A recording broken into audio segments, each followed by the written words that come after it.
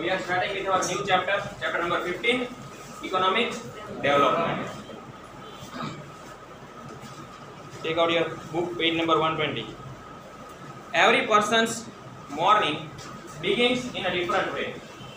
Many people lead their life full of material pleasure, but maximum people of the world are seen struggling for existence. Generally, બધાની સવાર સરખી ન હોય એમ કહેવામાં આવે.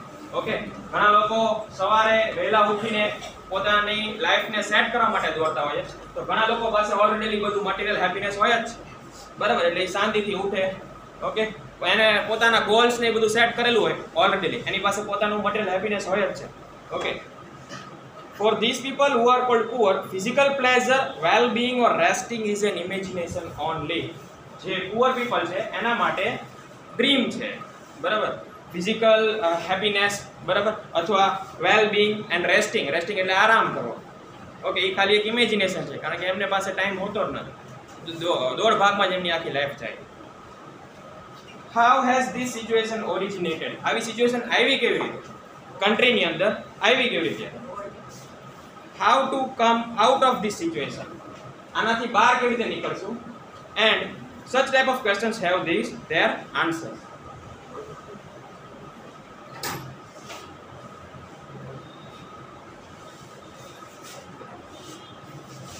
Now, what is economic development? In today's modern world, every country is trying to achieve development. અત્યારે બધી country રેસમાં છે કે કોણ વધારે ડેવલપમેન્ટ કરે છે. Okay, but development is not confined to economic development only. એ ખાલી ઇકોનોમિક ડેવલપમેન્ટ ઉપર ડિપેન્ડન્ટ નથી. It is a process of social change having many faces. એમાં ખાલી કોઈ કન્ટ્રી ડેવલપ થઈ ગયું એટલે એ ડેવલપ્ડ કન્ટ્રી ન ગણાય. ઇકોનોમિકલી ડેવલપ થઈ ગયું એટલે ડેવલપ કન્ટ્રી ન ગણાય. એના માણસો પણ ડેવલપ હોવા જોઈએ, એની અંદર સોશિયલ ડેવલપમેન્ટ હોવું જોઈએ, બરાબર? હવે અંદરો અંદર બધા ઝઘડતા હોય, બે જૂથ હોય બહુ મોટા મોટા અને સામે ઝઘડતા હોય, ડેવલપ થઈ ગયું કન્ટ્રી, બરાબર, પણ અંદર અત્યારે બહુ બધી ફાઇટિંગ્સ ચાલતી હોય તો એ ડેવલપ કન્ટ્રી ન ગણાય, બરાબર? એટલે ડેવલપમેન્ટ ખાલી ઇકોનોમિક ડેવલપમેન્ટ નથી કરવાનું, પણ સોશિયલ ડેવલપમેન્ટ પણ કરવાનું. Economic development shows constant increase in national income of the country. Economic development શું બતાવે છે કે કોઈ એક કન્ટ્રી ઇઝ, આપણે ઇકોનોમિક ડેવલપ્ડ કન્ટ્રી કેવી રીતે કહી શકીએ? તો એના ઇન્કમની અંદર કોન્સ્ટન્ટ ઇન્ક્રીઝ થતું હોય. તમે સપોઝ પર્સનલી વાત કરી તો સપોઝ આપણું કોઈ ઇન્કમ છે એ કોન્સ્ટન્ટલી ઇન્ક્રીઝ થતી હોય તો આપણે ડેવલપ થતા હોય એમ કહી શકાય. Okay, economic development means constant increase in national income of a country. Increase in per capita income of a country. Now, what do you mean by per capita income? ખ્યાલ છે કોઈને? Per capita income can be find out by total income of a country divided by its population. એક વ્યક્તિ દીઠ કેટલી income છે કન્ટ્રીની અંદર પર યર, એ રીતે per capita ફાઇન્ડ કરી શકે. Example, if our country have example આપું છું, આ એક્ઝેક્ટ આંકડો નથી, બરાબર? સપોઝ માની લો કે 1 કરોડ ઇન્કમ, 1 કરોડ છે આપણી ઇન્કમ, બરાબર? 1 કરોડ યરલી ઇન્કમ છે કોઈ એક સ્મોલ કન્ટ્રીની અને એનો પોપ્યુલેશન છે 1000. તો પર કેપિટા ઇન્કમ થશે, ડિવાઇડ કરી દેવાનું નંબર ઓફ પોપ્યુલેશન.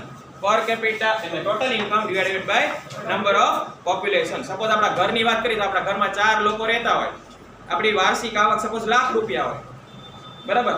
તો પર કેપિટા ઇન્કમ કેટલી થશે? 25,000. ખ્યાલ આવ્યો? એવી રીતે આખા કન્ટ્રીની ફાઇન્ડ કરવામાં આવે. તો total income divided by the number of population is equals to per capita income.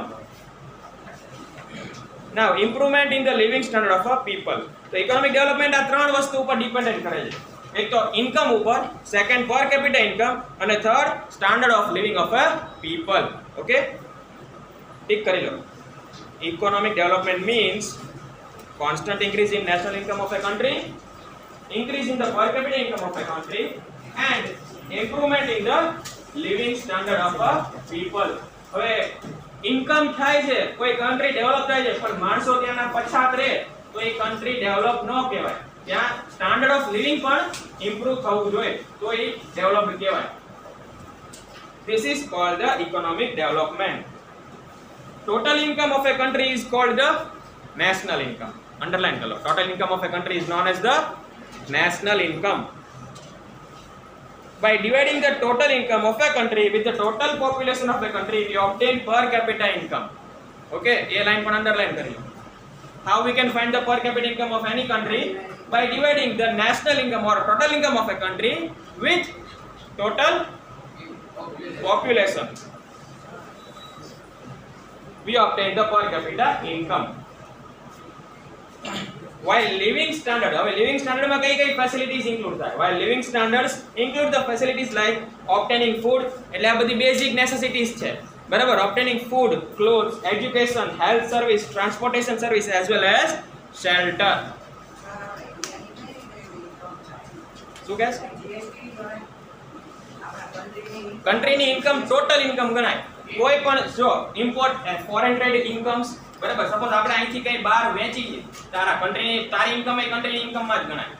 Suppose હું કોઈ એક એન્ટરપ્રેન્યોર છું, બરાબર? હું કોઈ ઘઉં ને એ બધું એક્સપોર્ટ કરું છું, તો એ બહારની કન્ટ્રીની કરન્સીઝ આપણે અહીંયા આવશે, બરાબર? એ આપણું ઇન્કમ ગણાય, એ કન્ટ્રીના ઇન્કમમાં ગણાય. ટોટલ ઇન્કમ ઓફ એવરીથિંગ, જેટલી પણ વસ્તુ વેચાય છે એ બધી ઇન્કમમાં. સર્વિસ હોય તો સર્વિસ, ગુડ્સ હોય તો ગુડ્સ, જે બી હોય બધું આવી જાય. ઓકે, નીચે આપેલું છે નેશનલ ઇન્કમ કેવી રીતે ફાઇન્ડ થાય એ આપણે જોઈએ આગળ.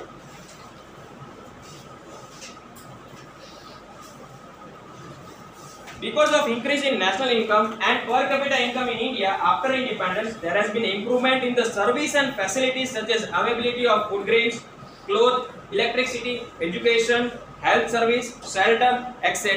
Independence પછી આપણી per capita income plus આપણી પોતાની national income બેમાં increment જોવા મળ્યું છે. એટલે સાથે સાથે per capita income અને ઇન્કમમાં ઇન્ક્રીમેન્ટ થાય તો શેમાં ચેન્જીસ જોવા મળશે આપણને? લાઇફસ્ટાઇલ ઓફ એ પીપલ, બરાબર? પછી પોવર્ટી ઓછી થશે. ઓકે, તો ધીરે ધીરે આપણે જે ઇન્ડિપેન્ડન્સ પછી ધીરે ધીરે આપણે ઇન્ડિયા જે છે એ ડેવલપમેન્ટ ફેઝ ઉપર છે. The above mentioned requirements are fulfilled easily and in a better way as compared to the past. Obvious છે કે ઇન્ડિપેન્ડન્ટ નહોતા એની પહેલા જે રીતે આપણે ફૂલફિલ કરતા એના ઇન્ડિપેન્ડન્સ થયા પછી ઇઝીલી અને સારી રીતે ફૂલફિલ કરી શકીએ. So we may say that economic development is taking place in India. એટલે આપણે કહી શકાય કે ઇકોનોમિક ડેવલપમેન્ટ ઇન્ડિયામાં થઈ રહ્યું છે. ઓકે, આ પ્રોસેસ છે. Economic development is a process which is continuously going on and on. Okay, now what is national income of India? National income, that is the GDP of India, which was 87,36,039 crore rupees in 2011-12, has increased to 1,35,67,192 crore rupees. Okay, તો તમે જોઈ શકો છો કે 11, 12 અને 1500 એટલે 5 વર્ષના ગેપની અંદર આપણું જીડીપી કેટલું ગ્રો થયું અથવા આપણું નેશનલ ઇન્કમ કેટલું ગ્રો થયું. ઓકે, ઓલમોસ્ટ તમે એમ કહી શકો કે ડબલ જેટલું છે, બરાબર? ડબલથી થોડું ઓછું છે પણ ઓલમોસ્ટ ડબલ જેટલું છે. ઓકે, હા, પાછળ એટલા હજી 7 0 લગાડવાના. આ આંકડો છે ને એની પાછળ બીજા 7 0 લગાડવાના, એટલે એવી રીતે ગણવાનું. 1 કરોડ ને 1 કરોડ કેવી રીતે ગણવાનું? હું એમ કહું કે 10 1000 એટલે પાછળ 1000 માં 3 0 તો લાગે તે બીજા પાછા 3 0 લગાડવાના એમ. બસ હવે અંદર ડિસ્કશન નહીં. ને difference between economic progress and economic development. Now let us see what is different between the economic progress and economic development. In ordinary sense, economic progress as well as economic development, both the word shows an increase. એમ જોવા જાવ તો economic હું એમ કહું કે આ વ્યક્તિનું progress થઈ રહ્યું છે એનો મતલબ એ કંઈક સારા ફેઝમાં જઈ રહ્યો છે ને, પોઝિટિવ સાઈડ છે ને. અને ઇકોનોમિક ડેવલપમેન્ટ મીન્સ આ વ્યક્તિનું ડેવલપ થઈ ગયું છે અથવા એ ડેવલપમેન્ટ ફેઝ ઉપર છે, તો એ પણ એક પોઝિટિવ. એટલે બંનેમાં જોશું ને તો બંને વસ્તુ એમ જ કહે છે કે કંઈક ડેવલપમેન્ટ અથવા કંઈક ઇન્ક્રીઝ થાય છે. શેમાં ઇન્ક્રીઝ થાય છે? ઇન્કમમાં, income of a country. Economic development is the first stage, while economic progress is the second stage after economic development. Sorry, एक line रह गई. But there is a lot of difference between both of them. What is the difference? Let us see. First, on basis of development basis of development process, economic development is qualitative, while economic progress is quantitative. Economic development ક્યારે કહેવાય કે જ્યારે ક્વોલિટીમાં કંઈક સારું development આવતું હોય ને ત્યારે ઇકોનોમિક ડેવલપમેન્ટ કહેવાય, અને જ્યારે ક્વોન્ટિટીમાં કંઈ ડેવલપમેન્ટ આવતું હોય એટલે કે પહેલા 1000 રૂપિયાનું વેચતા હતા હવે લાખ રૂપિયાનું ઇન્કમ થઈ ગઈ તો ક્વોન્ટિટી વધી ને. ઓકે, તો ક્વોન્ટિટીમાં વધશે તો એને શું કહેવાય? એને શું કહેવાય? શું કહેવાય? Economic progress. Economic development is first stage. એને ફર્સ્ટ સ્ટેજ શું કામ કે તમારી ક્વોલિટી સારી હશે તો ક્વોન્ટિટીમાં કંઈક વધારો થશે.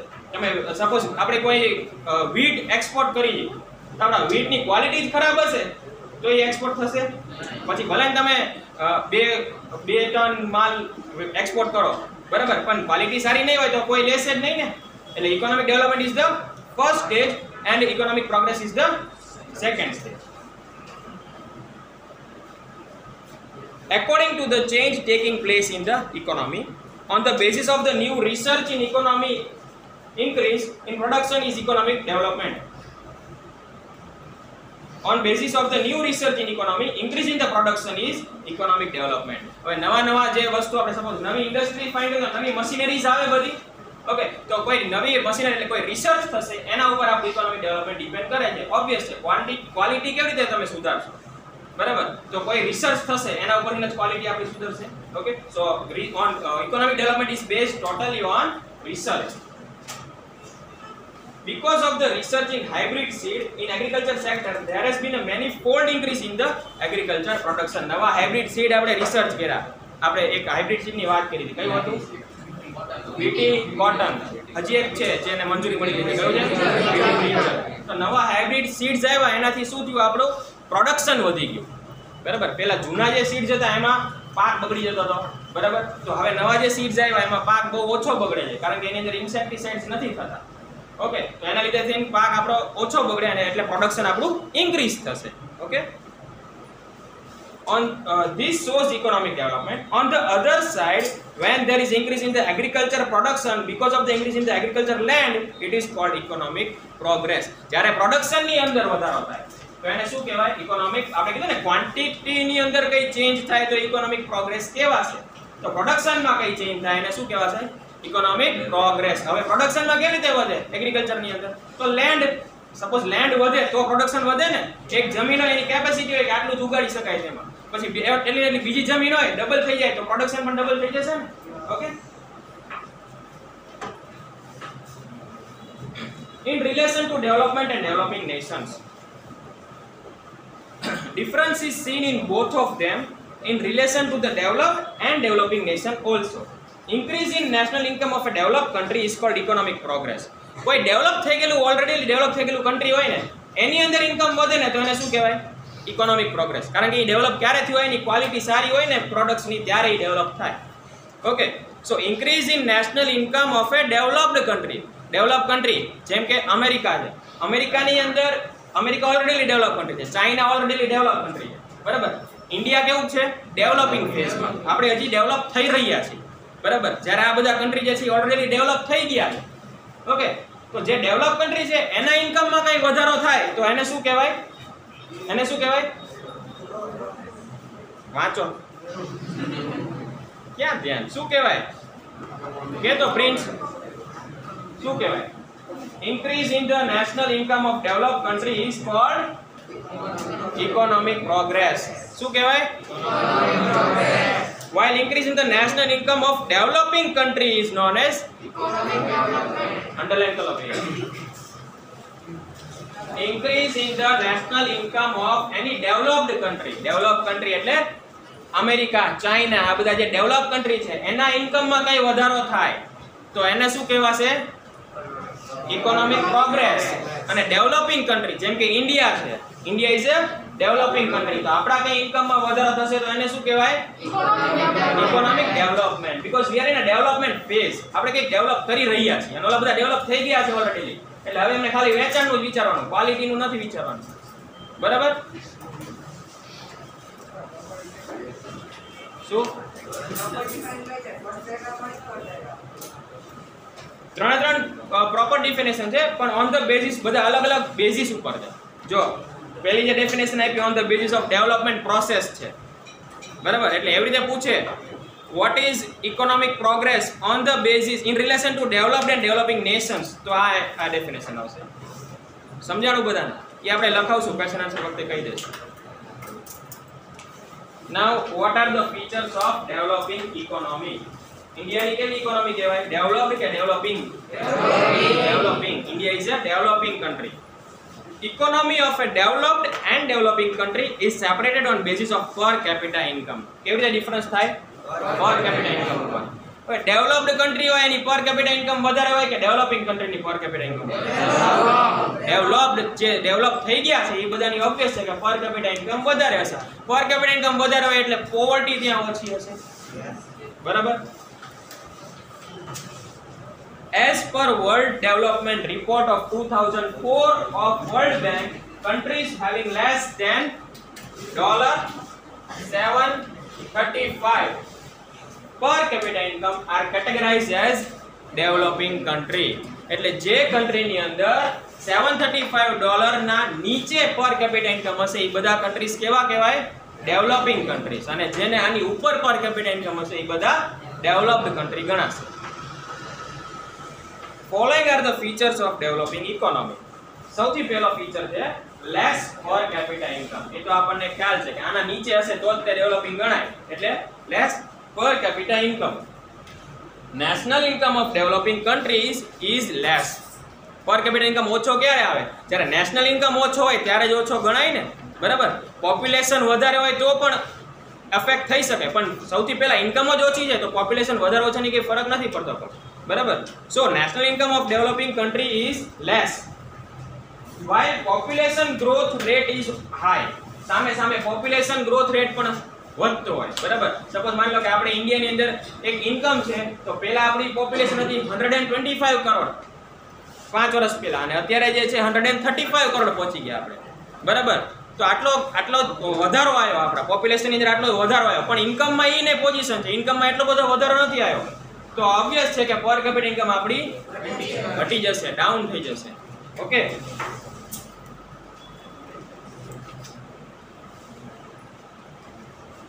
Because of less per capita income, living standard of people is low. ઓછા પૈસા મળતા હશે તો આપણો લિવિંગ સ્ટાન્ડર્ડ કેવો હશે? લો હશે, ડાઉન હશે. બરાબર? લાખ રૂપિયા મળતા હોય તો આઈફોન લઈને ફરી, વર્ષે પછી 25,000 મળતા હોય તો નોકિયા કાં તો વિવો નો લઈને ફરી આપણે. બરાબર? નોકિયા તો હવે મળતા નથી, મળે છે? એટલે ડિપેન્ડ્સ કે જો પર કેપિટા ઇન્કમ આપણી વધારે હોય, પર કેપિટા ઇન્કમ આપણી વધારે હોય તો સ્ટાન્ડર્ડ ઓફ લિવિંગ હાઈ હશે, અને પર કેપિટા ઇન્કમ ઓછી હશે તો સ્ટાન્ડર્ડ ઓફ લિવિંગ લો હશે. Now second features of developing economy is population growth. આવી બધી કન્ટ્રીઝ હોય ને એમાં પોપ્યુલેશન ગ્રોથ આપણને વધારે જોવા મળે. બરાબર? સ્ટેબલ ન હોય, કોન્સ્ટન્ટ ન હોય, પણ વધારે 2% નો કે વધારો દર વર્ષે જોવા મળે આપણને. Okay? So population growth rate is high in developing nation. Rate of population growth is 2% or more in these nations. Okay? તો ડેવલપિંગ કન્ટ્રી ઓબ્વિયસ છે કે એમાં પોપ્યુલેશન વધતું હોય એટલે તેનું પર કેપિટા ઓછું છે ને એટલે તે ડેવલપિંગ કન્ટ્રીઝમાં આવ્યું, નકર ડેવલપમાં ગણાય. Okay? Third is dependence on agriculture. Mainly જે આવા બધા કન્ટ્રીઝ હોય ને એ મેઇન ડિપેન્ડન્સ એનું શેના ઉપર હોય? એગ્રીકલ્ચર પ્રોડક્ટ્સ ઉપર. ઓકે? અને એગ્રીકલ્ચર પ્રોડક્ટ ઉપર ડિપેન્ડન્ટ હોય એનો મતલબ એમ પણ થઈ શકે કે we are totally dependent on nature. વરસાદ ન આવ્યો તો પર કેપિટા ઇન્કમ ઓછી થઈ જશે. બરાબર? પાક ઓછો ઉતરે, પ્રોડક્શન ઓછું ઉતરે તો ઇન્કમ ઓછી જનરેટ થાય. ઇન્કમ ઓછી જનરેટ થાય, પર કેપિટા ઓછું થઈ જાય તો we are still in developing phase only. એટલે આપણે આ ફેઝમાંથી બહાર નીકળવું બહુ અઘરું પડે. Main occupation of people of developing country is agriculture. More than 60% of the population is dependent on agriculture for employment. 60%, more than 60% population is totally dependent on agriculture products. Contribution of agriculture in national income of these nations is about 26%. આવા બધા countries હોય ને એનું national income ની અંદર agriculture production નું contribution કેટલું હોય? 26%. અંડરલાઇન ધીસ લાઇન એન્ડ ઉપરની લાઇન પણ 60% વાળી અને $735 વાળી જે છે ને પર કેપિટા ઇન્કમ એ લાઇન પણ અંડરલાઇન કરવાની. હા, ડિપેન્ડન્સ ઓન એગ્રીકલ્ચર વાળો આખો પોઈન્ટ ઓલમોસ્ટ થઈ જશે. અને ઉપર જે છે ફીચર્સ ઓફ ડેવલપિંગ ઇકોનોમી એની અંદર as per the World Development Report of 2004 of the World Bank, countries having less than $735 per capita income are categorized as developing economy.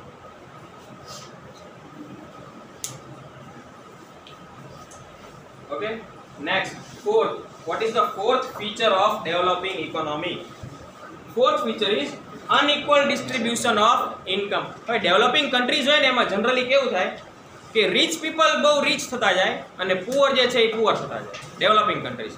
એટલે ઇન્કમનું ડિસ્ટ્રીબ્યુશન છે ને અનઇક્વલ હોય બધા પીપલના વચ્ચે. બરાબર, આપણે કોરોના આવ્યું 2 વર્ષ બધું બંધ રહ્યું. બરાબર, આમ ઓલમોસ્ટ લોકડાઉન આવ્યું પછી 2 વર્ષ જેટલું છે ને ઇકોનોમી ડેવલપ થતા બહુ વાર લાગી. પણ જે રીચ પીપલ હતા, મુકેશ અંબાણીને કંઈ ફરક ન પડ્યો, એના ઇન્કમમાં તો વધારો થયો સમૂહમાં. બરાબર, તો એના ઇન્કમમાં કંઈક વધારે ઇન્ક્રીમેન્ટ થયું, કાં તો બીજા કોઈ રીચ પીપલ હોય ઇન્ડસ્ટ્રીયાલિસ્ટ હોય એના ઇન્કમમાં વધારો થયો. પણ જ્યારે જે સર્વિસ સેક્ટરમાં પીપલ્સ છે એ બધાને થોડુંક ઘટાડો એને માર પણ પડ્યો. Okay, so unequal distribution of income and factor of production is seen in developing countries. Unequal distribution of income generally is seen in developing countries. This inequality is seen in cities as well as villages. આવી inequality તમને સિટીઝમાં પણ જોવા મળશે અને વિલેજીસમાં જોવા પણ મળશે. 20% rich people of the country share 40% of the income.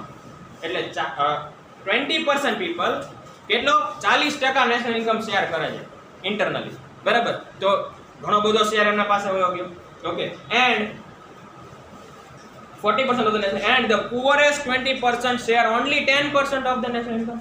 બાકી 20% poorest જે છે, પુઅર નહીં poorest, એનાથી પણ જેને પોતાના માટે 2 ટાઈમનું મીલ પણ અરેન્જ ન કરી શકતા હોય. બરાબર, એવા પીપલ જે છે એ તો ખાલી 10% of the national income share કરે છે. Okay, this concentration of income and property is seen in the hand of the rich people in developing economy. એટલે ડેવલપિંગ ઇકોનોમી વાળી કન્ટ્રીઝ ની અંદર તમને પુઅર પીપલ જે જનરલી પુઅર થતા જાય અને રીચ પીપલ છે એ ડેવલપ થતા જાય, રીચ સાઇડ જતા જાય. Okay, now another feature of developing economy is unemployment. Definition બધાને આવડે? What do you mean by unemployment? ઓલામાં આવ્યું હતું ને, what is unemployment? Who is known as unemployed? Which person is known as unemployed? The people who is above 18 years and is capable to do job. And is capable to do job but He is not getting. any job to do. બરાબર, તો એવા પીપલને તમે unemployment કહી શકો. હવે main છે આ who is above 18 year, A main છે. 14 વર્ષના છોકરાને કામ નથી મળતું, એ કામ કરવા માટે કેપેબલ છે, તો એ અનએમ્પ્લોયમેન્ટમાં ન ગણાય. સમજાય છે? બરાબર, 6 વર્ષના છોકરાને મશીન ચલાવવા નથી કે કાર ચલાવવા ડ્રાઈવરની પોસ્ટિંગ નથી મળતી, તો એ અનએમ્પ્લોયમેન્ટ ન ગણાય, એનું હજી કામ નથી અને he is not even capable of doing that. બરાબર, now let us see unemployment. અવાજ નહીં. Unemployment may be counted as an important feature of developing country. In these countries, ratio of unemployment is more than 3% of the total labor. જેટલા labour છે ને એમાંથી 3% તો કેવા હોય, સાવ બેરોજગાર જ હોય, એને કોઈ જાતની કોઈ નોકરી ન હોય. મીન્સ એની પાસે કેપેબિલિટી છે, એ કામ કરવા માટે લાયક પણ છે, પણ એને જોબ નથી એની પાસે. શું કામ આવું થાય? અનએમ્પ્લોયમેન્ટ કેમ મેઇન કારણ થઈ જાય ખબર છે? કારણ કે આપણે જોયું કે ડેવલપિંગ કન્ટ્રીઝમાં પોપ્યુલેશન ગ્રોથ બહુ થાય છે. તો આટલા બધા પોપ્યુલેશન ગ્રોથ થતો હોય તો બધા માટે જોબ મળવી થોડી અઘરી પડે. ઓકે, ઓછા લોકો હોય તો એના માટે આપણે કંઈક જોબની એની સેટલમેન્ટ કરી શકાય, પણ જેમ પોપ્યુલેશન ગ્રો થતું જાય એમ પોપ્યુલેશન વધતું જાય એમ પછી જોબ અઘરી પડે બધાને દેવી. ઓકે, એવા ને કે જે કેપેબલ હોય, પછી નો કેપેબલ હોય એને જોબ તો આમથી નથી દેવાની. બરાબર, in these countries different type of unemployment may be seen. Types હોય અનએમ્પ્લોયમેન્ટના અલગ અલગ ટાઈપ્સ હોય. આવ્યું તમારે ચેપ્ટરમાં આવ્યું હતું ટાઈપ્સ ઓફ અનએમ્પ્લોયમેન્ટ. બરાબર, આમ તો ઘણી બધી ટાઈપ્સ હોય, 11-12 જેટલી ટાઈપ્સ છે, પણ આપણે આમાં 2-3 આપેલી છે એ જોઈ. Okay, in these countries different type of unemployment are seen. That is, first is example seasonal unemployment. Seasonal unemployment એટલે કેવી અનએમ્પ્લોયમેન્ટ કહેવાય? જે સીઝન ઉપર ડિપેન્ડન્ટ હોય. વરસાદના સિઝનમાં એમ્પ્લોયમેન્ટ હોય ને પછી બાકીના સિઝનમાં એની પાસે એમ્પ્લોયમેન્ટ ન હોય, એટલે આ બધી ટાઈપની એમ્પ્લોયમેન્ટને કેવી કહેવાય? Seasonal unemployment. ધેન અહીંયા છે ને પછી કોમા કરી નાખો.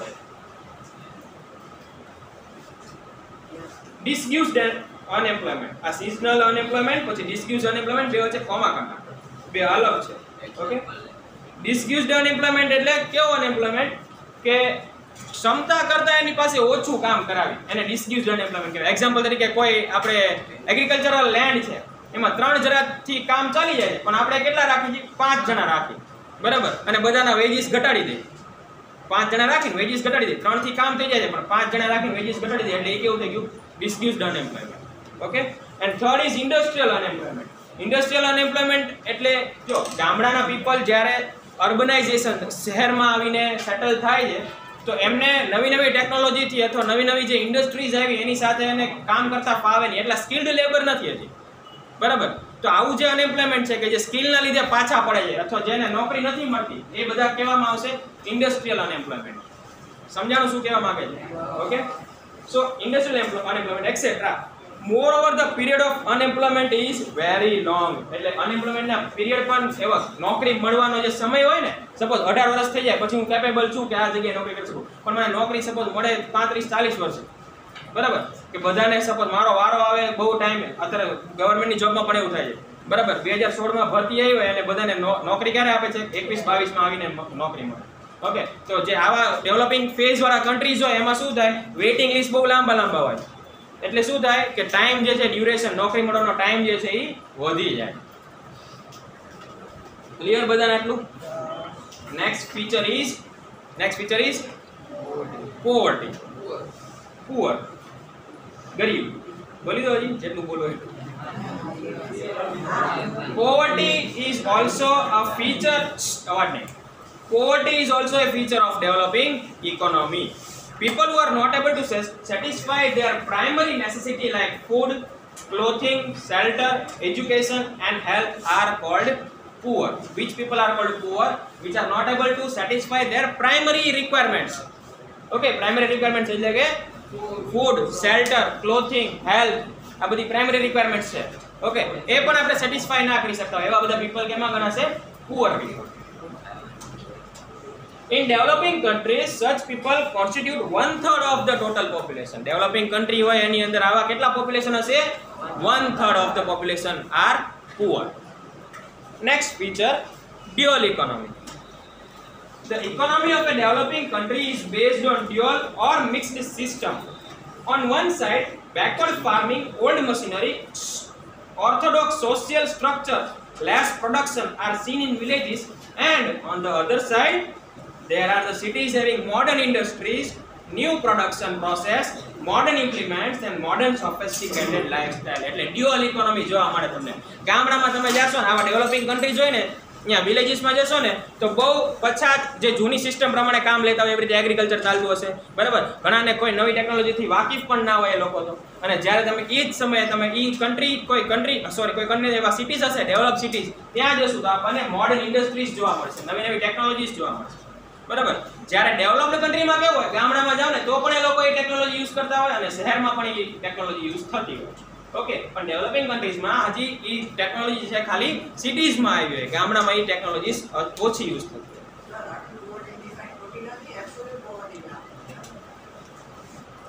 શું આમાં ડેફિનેશન નથી આપેલી, આમાં ફીચર સમજાવ્યા છે કે પોવર્ટી એક મેઇન ફીચર છે ડેવલપિંગ કન્ટ્રી. પછી ખાલી કીધું છે કે પુઅર શેને કહેવાય, બરાબર. એબ્સોલ્યુટ પોવર્ટી કે પોવર્ટી કે, બરાબર, એ બંનેની ડેફિનેશન તમને એ ચેપ્ટરમાં આપી છે, બીજા ચેપ્ટર. આમાં ડેફિનેશન નથી, આ ખાલી સમજાવ્યું છે. વિચાર પુઅર પીપલ એન્ડ વિચાર how much percentage of the poor people are there in a developing economy. Okay, આ ડેફિનેશન નથી. ખ્યાલ આવ્યો? તો ડેવલપિંગ કન્ટ્રીઝ હોય, ડેવલપિંગ ઇકોનોમી વાળા કન્ટ્રી હોય, એ બધાની અંદર કેવી ઇકોનોમી આપણને જોવા મળે? Dual economy. Dual economy in the sense કે સિટીઝ જે છે એ ડેવલપ થતા હોય અને જ્યારે વિલેજીસ ની અંદર એ ઊંધું હોય, એના અનડેવલપ પણ થતા હોય ઘણા વિલેજીસ. ઓકે, નાઉ 8 insufficient infrastructure facility. તો ડેવલપિંગ કન્ટ્રીઝ ની અંદર ઇન્ફ્રાસ્ટ્રક્ચર ફેસિલિટી ઓછી જોવા મળે આપણને. Okay, crucially vital infrastructure facilities like education, transportation, communication, electricity, health facility, banking, etc. are less lacking in developing countries, which hinders the development of the nation. એટલે એવી બધી important મહત્વપૂર્ણ ફેસિલિટીઝ જેમ કે ટ્રાન્સપોર્ટેશન, કમ્યુનિકેશન, આ બધી facilities developing કન્ટ્રીઝની અંદર ઓછી જોવા મળે છે, જેથી કરીને એનું ડેવલપમેન્ટ જે છે એ બ્લોક થાય. હિન્ડર્સ મતલબ ટુ બ્લોક. ઓકે, એનું જે ડેવલપમેન્ટ છે એ બ્લોક થાય છે કોઈ કન્ટ્રીનું. ક્લિયર અહીં સુધી બધાને? ડાઉટ છે કાંઈ? હા, અનઇક્વલ ડિસ્ટ્રીબ્યુશન ઓફ ઇન્કમ વાળું શું ડાઉટ છે? આખું ફરીથી સમજાવો. જો અનઇક્વલી ડિસ્ટ્રીબ્યુશન ઓફ ઇન્કમ એટલે ડેવલપિંગ ઇકોનોમી વાળા કન્ટ્રીઝની અંદર જે ટોટલ ઇન્કમ હોય ને એ અનઇક્વલી ડિસ્ટ્રીબ્યુટ થાય પીપલ વચ્ચે. જેમ કે ગરીબ લોકો જે છે એ દિવસે દિવસે ગરીબ થતા જાય અને અમીર જે છે એ દિવસે દિવસે અમીર થતા જાય, કારણ કે એ અનઇક્વલ ડિસ્ટ્રીબ્યુશન હોય. બરાબર. હું કોઈ ઇન્ડસ્ટ્રીયલિસ્ટ છું તો મારું ઇન્કમ જે છે એ દિવસે દિવસે વધતું જશે. બરાબર. અને ઘણી જગ્યાએ ડેવલપિંગ ફેઝ પોપ્યુલેશન વધે છે એટલે હું ઇન્ડસ્ટ્રીયલિસ્ટ હું કેટલા માણસોને કામે રાખી શકું? સપોઝ 50 ને રાખું. બરાબર. પછી પોપ્યુલેશન વધતું જાય છે, બીજા મારી પાસે 25 જણા આવે કામ માટે, તો અહીં 50-25 જણા આવે, મારી ઇન્કમમાં કઈ ફેર નહીં થાય. મને તો જે ઇન્ડસ્ટ્રીની મારી પ્રોડક્ટ જે વેચાશે એના ઉપર મને ઇન્કમ હશે, પણ મારા જે બીજા વર્કર છે 50 વર્કર, બીજા 25 રાખે એટલે શું થશે? એ બધાનો પગારમાં મારે પછી ઘટાડો કરવો પડે, કાં તો એમનામાં એક ફેરફાર કરવો પડે. એટલે ઇન્કમ ડિસ્ટ્રીબ્યુશન જે છે એ બધા વચ્ચે અલગ અલગ થઈ જશે. બરાબર. જ્યારે ડેવલપ કન્ટ્રી હોય એમાં પોપ્યુલેશન ગ્રોથ રેટ જે છે ને એ મેઇન્ટેન રહે. એટલે 50 વર્કર હોય તો કાલ જતા 1-2 વધારવા પડે, પણ આટલા બધા વધારો ન આવે. આમ આપણે તો દર વર્ષે બહુ બધા વર્કર્સ કે બહુ બધા લેબરર્સ અનએમ્પ્લોયમેન્ટ બનતા જાય. Now next, form of international trade. The structure of foreign trade of developing country is different. This country mainly export agro products and farm products as well as the mineral ores. Developing countries હોય એનું structure આખું કંઈક અલગ જ હોય. એ લોકો પાસે export કરવા માટે શું હોય? કાં તો એગ્રીકલ્ચર પ્રોડક્ટ હોય, ફાર્મ પ્રોડક્ટ્સ હોય, અથવા તો મિનરલ ઓર્સ જે આપણે જમીનમાંથી કાઢીને ખોદીને નીકાળીએ એ બધું હોય. બરાબર. બીજું આપણી પાસે કંઈ એક્સપોર્ટ હોય, જેમ કે ચાઇના છે, ચાઇના પાસે કંઈક ટેકનોલોજી એક્સપોર્ટ કરવા માટે, મોબાઈલ ફોન્સ બનાવે અલગ અલગ. બરાબર. વ્હીકલ્સ બનાવે, નવી નવી ટેકનોલોજીના વ્હીકલ્સ બનાવે, નવી નવી ટેકનોલોજીના મશીન્સ બનાવે, એ વસ્તુ બધી ઈ એક્સપોર્ટ કરે છે. જ્યારે આપણે ઇન્ડિયા ડેવલપિંગ ફેઝમાંથી તો આપણે શું એક્સપોર્ટ? આપણે કોઈ ટેકનોલોજી બનાવીને એક્સપોર્ટ કરી નથી કરતા, આપણે એગ્રીકલ્ચર પ્રોડક્ટ્સ એક્સપોર્ટ કરીએ. બરાબર. વીટ છે, બરાબર, રાઈસ, બધા અલગ અલગ ગ્રેન્સ, બરાબર, આવું બધું એક્સપોર્ટ કરીએ આપણે. આપણે ઇન્કમ માટે આપણે શેના ઉપર ડિપેન્ડન્ટ છીએ? એગ્રીકલ્ચરલ પ્રોડક્ટ ઉપર. જ્યારે ડેવલપ કન્ટ્રી હોય બધા પોતાની ટેકનોલોજી અને સર્વિસ ઉપર ડિપેન્ડન્ટ હોય. Okay. This type of product have less demand and low rate. આ ટાઈપની પ્રોડક્ટ છે ને જનરલી લેસ ડિમાન્ડમાં, કારણ કે ઘઉં તો બધા ઉગાડી શકે ને. બરાબર. તો એની ડિમાન્ડ હંમેશા ઓછા ભાવે આપણે પછી વેચવું પડે. જ્યારે મોબાઈલ ફોન, સપોઝ એપલ છે, આઈફોન બનાવે છે, તો આઈફોન જે છે એ અમેરિકા જે છે એ એક્સપોર્ટ કરે અલગ અલગ જગ્યાએ. બરાબર. તો એની ડિમાન્ડ વધારે છે, પ્લસ એના ભાવ પણ એને સારા પડશે, તો એની ઇન્કમમાં વધારો થશે. આપણે ઘઉં વેચી છીએ, ઘઉં એક્સપોર્ટ કરી, બરાબર, તો એની ડિમાન્ડ ઓબ્વિયસ છે કે ઓછી હશે. ઓકે. અને એના રેટ પણ કેવા હોય? આઈફોન સાથે હોય ન હોય, એના રેટ અલગ હોય, ઓછા હોય હંમેશા. ઓકે. તો આપણે ઇન્કમમાં એટલો બધો વધારો નહીં આવે જેટલો ડેવલપ્ડ કન્ટ્રીમાં હોય એટલો. Okay. while import include industrial product and machinery. આપણે એક્સપોર્ટ શું કરી છે? એગ્રીકલ્ચર પ્રોડક્ટ કરી છે, જે ઓછા ભાવના હોય અને એટલે ઇન્કમ આપણી ઓછી. પણ આપણે ઇમ્પોર્ટ શું કરી છે? ટેકનોલોજીસ, ઇન્ડસ્ટ્રીયલ ડેવલપમેન્ટ્સ, આવું બધું ઇમ્પોર્ટ કરી. બરાબર. મશીનરીઝ બહારથી આપણે ઇમ્પોર્ટ કરી, તો એના ભાવ કેવા હોય? વધારે હોય. એટલે ખર્ચો વધારે છે અને ઇન્કમ ઓછી છે. while import include industrial product and machinery, as the cost of this product is more, so expense on import rises. આ બધાનો ભાવ જે છે એ બહુ વધારે હોય. સપોઝ કોઈ આપણે કાર ઇમ્પોર્ટ કરી હતી, સ્પોર્ટ્સ કાર આઉટ ઓફ ઇન્ડિયાથી, બરાબર, તો એની ઉપર ઇમ્પોર્ટ ડ્યુટી બધું ઘણું બધું લાગશે, એટલે એનો કોસ્ટ જે છે એ બહુ વધારે હશે. અને ઘઉં વેચી તો ઇન્ડિયાની ઇન્કમમાં એટલો બહુ ઓછો વધારો આવશે. ઘઉં વેચીને જે ઇન્કમ થાય છે એની સામે ઇન્ડસ્ટ્રીયલ ડેવલપમેન્ટ કે ઇન્ડસ્ટ્રીયલ પ્રોડક્ટ્સ આપણે લેશું ને તો એ બહુ વધારે ખર્ચો વધારે છે. ઓકે. તો ડેવલપિંગ કન્ટ્રીમાં એક આ મેઇન જોવા મળે છે કે એનો ખર્ચો હંમેશા વધારે હોય છે અને ઇન્કમ ઓછી હોય છે. Thus, as the condition of the foreign trade are adverse, there is an increase in the foreign debt. Debt એટલે દેણું. ફોરેન દેણું જે છે ને એ કન્ટ્રી ઉપર વધતું જાય. કેમ? કારણ કે ઇન્કમ ઓછી છે અને એક્સપેન્સ વધારે છે. Thus, we see above mentioned feature in developing countries. As Indian economy is developing, all these features are related to the India in a greater or a lesser measure. એટલે India developing કન્ટ્રીમાં ગણાય છે એટલે આ જેટલા પણ આપણે feature જોયા એ બધા ઇન્ડિયાને અફેક્ટ કરે છે. થઈ શકે ને પોપ્યુલેશન સૌથી પહેલા જો ડેવલપ કરવું હોય કોઈ કન્ટ્રીને તો મેઇન સૌથી પહેલું શું કરવું પડે? પોપ્યુલેશન કંટ્રોલ કરવું પડે. બરાબર, પોપ્યુલેશન કંટ્રોલ નહીં થાય, ઇન્કમમાં વધારો ને બધું તો પછી આપણે વિચારી શકીએ. ઇન્કમમાં એટલો બધો વધારો નથી થતો જેટલો પોપ્યુલેશન ઇન્ક્રીઝ થાય છે ત્યારે. ઓકે, તો પોપ્યુલેશન કંટ્રોલ કરશું તો આપણે પર કેપિટા ઇન્કમ જે છે એ વધારી શકીએ, અથવા તો ઇન્કમ વધારો. પણ ઇન્કમ વધારવા માટે થઈને તમારી પાસે એવી ટેકનોલોજીસ ને એવું બધું કંઈક હોવું જોઈએ ને જે તમે એક્સપોર્ટ કરી શકો. ઓકે, તો ઇન્કમ વધારવા માટે થઈને આપણી પાસે એવા એક્સપર્ટ્સ જોઈએ, પણ એક્સપર્ટ્સ નથી એટલે આપણે અત્યારે મેઇન ફોકસ પોપ્યુલેશન ઉપર કરવો પડે. પોપ્યુલેશન એકવાર કંટ્રોલમાં આવી જાય ને પછી ઇઝી છે ડેવલપ થવું. Okay, then we can go in a developed country phase. Okay, એક ટાસ્ક છે તમારી માટે, પર કેપિટા ઇન્કમ ગોતી આવજો કાલે ઇન્ડિયામાં. Sir, I know. કેટલું છે? 7.1%. પરસેન્ટમાં નહીં, રૂપીસમાં. Okay, what is the per capita income of India? કાલે ફાઇન્ડ કરીને લેતા હોય, રૂપીસમાં લાવવાનું. 1% દીઠ આપણી ઇન્કમ કેટલી છે ઇન્ડિયા માટે એ તમારે ફાઇન્ડ કરીને લાવવાનું. Okay, also convert it into dollar. રૂપીસમાં જે આન્સર આવે એને ડોલરમાં પણ કન્વર્ટ કરજો જેથી કરીને આપણને ખબર પડે કે આપણે કઈ પોઝિશન ઉપર છીએ અત્યારે. ડેવલપ થવા માટે આપણે કેટલો વધારો કરવો પડશે એ આપણને ખ્યાલ આવી જશે. ઓકે, ક્લિયર ક્લિયર બધા? કોઈ ડાઉટ છે?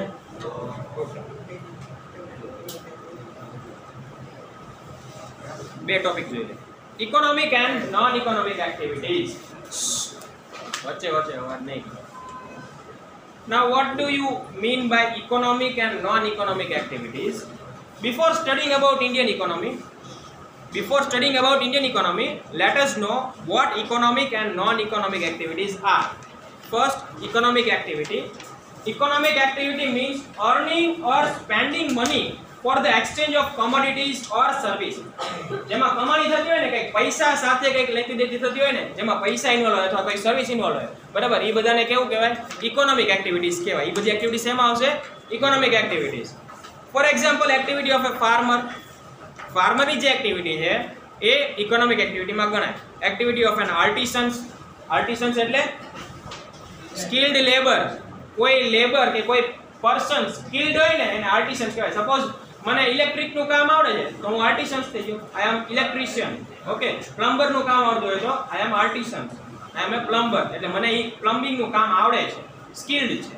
Okay, a businessman, a teacher, etc. are included in the economic activity. કારણ કે આ બધાની સર્વિસ, આ બધાનું જે વર્ક હશે એનાથી કંઈક ને કંઈક ઇન્કમ જનરેટ થતી હશે. Okay, so these all are known as the economic activity. Now let us see what is non-economic activity. Activities that are not aimed at obtaining income. એવી એક્ટિવિટી જેમાં પૈસા કમાવાની દ્રષ્ટિ ના હોય, પૈસા કમાવાની ન હોય કાંઈ, બરાબર, એટલે સર્વિસ આપતા હોય કાંઈ પણ ફ્રીમાં, એ બધી કેવી ગણાશે? Non economic activities. સેવા કરતા હોય ને એ નોન ઇકોનોમિક એક્ટિવિટી કહેવાય. Okay, or reciprocate something indirectly are called non-economic activity. કે અદલા બદલી કંઈક કરી લેતા હોય, reciprocate means અદલા બદલી કરવું. આના બદલે કંઈક આ લઈ લેતા હોય, પૈસા કમાવાનો હેતુ ન હોય પણ આના બદલે કંઈક આ લઈ લેતા હોય, એને શું કહેવાય? Non economic activities. For example, nurturing of a child by a mother. કોઈ માં એના છોકરાને સાચવે છે કે એનું ડેવલપમેન્ટ કરે છે તો એ કોઈ ઇકોનોમિક એક્ટિવિટી ન ગણાય. એના માટે એને કોઈ પૈસા નથી દેવાના, બરાબર, it's not an economic activity. Activity of social services. આપણે કોઈ સોશિયલ સેવા માટે જઈએ છીએ ક્યાંય તો એ ઇકોનોમિક એક્ટિવિટી ન ગણાય, બરાબર. સેવા કરતા હોય તો મેવાની આશા નહીં રાખવાની, બરાબર ને. Activities of social services done by the social worker etc. can be identified as non-economic activities. સમજાણું બધાને? Difference between economic and non economic. What is economic activity? Prince, what is economic activity? Economic activity જેમાં એને આપણે teacher, શિક્ષક worker એ બધા આવે છે એટલે પૈસા આવે. હા, પણ મેઇન શું છે? Economic activity is activity which is done in written of income એમાં કઈ ઇન્કમ જનરેટ થતી હોય તો કઈ વન વે ઓર અધર વે એમાં કઈ પૈસા કમાવાની દ્રષ્ટિ હોય એ બધા અને non economic girls last bench ઉભા થાવ સેન્ટરમાં second last bench centre what is known economic activity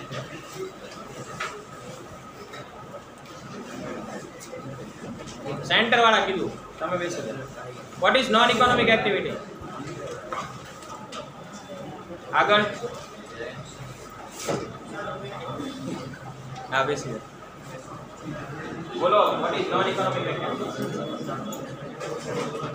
boys